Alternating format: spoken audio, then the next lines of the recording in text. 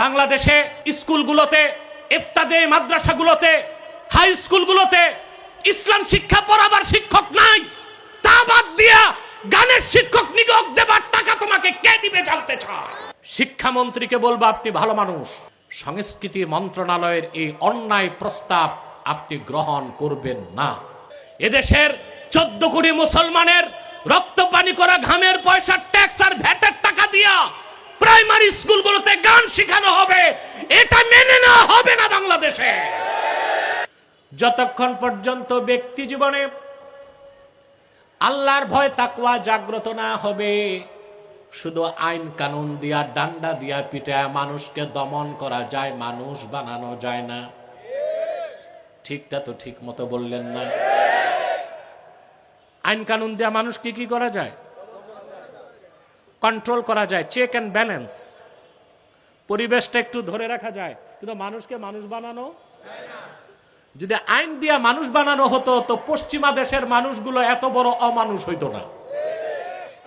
ওগুলো মানুষের কাতারে আছে। ওখানে ফ্রি সেক্স, বাবার সাথে মেয়ে যৌন সম্পর্ক, ভাই বোন যৌন সম্পর্ক, পুরুষে পুরুষের যৌন সম্পর্ক।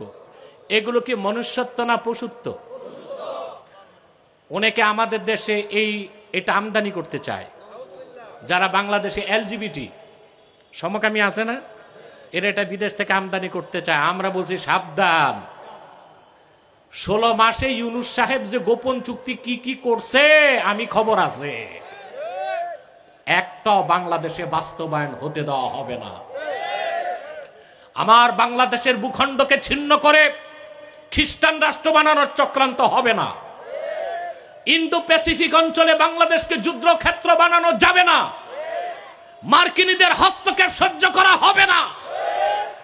ঈমান ইসলাম ও দেশের স্বার্থে প্রয়োজনে দেশবাসী আরেকটা বিপ্লবের ডাক দিতে বাধ্য হবে বাংলাদেশে।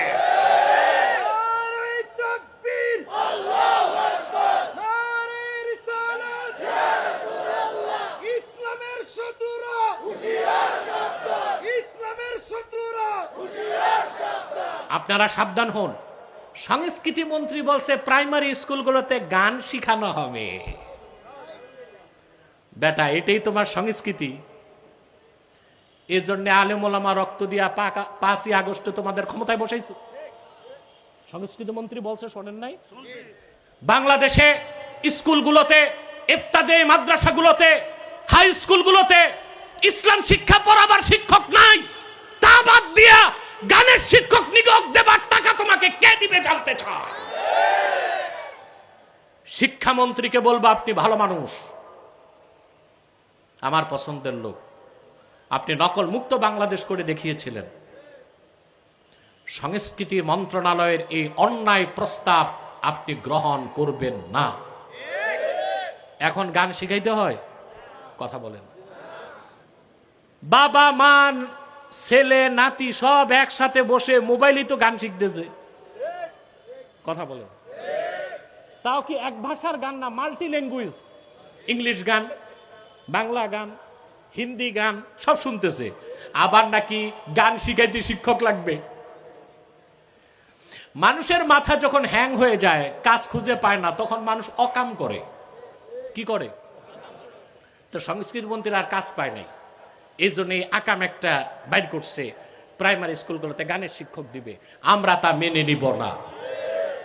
এদেশের 14 কোটি মুসলমানের রক্ত পানি করা ঘামের পয়সা, ট্যাক্স আর ভ্যাটের টাকা দিয়া প্রাইমারি স্কুলগুলোতে গান শেখানো হবে, এটা মেনে নেওয়া হবে না বাংলাদেশে।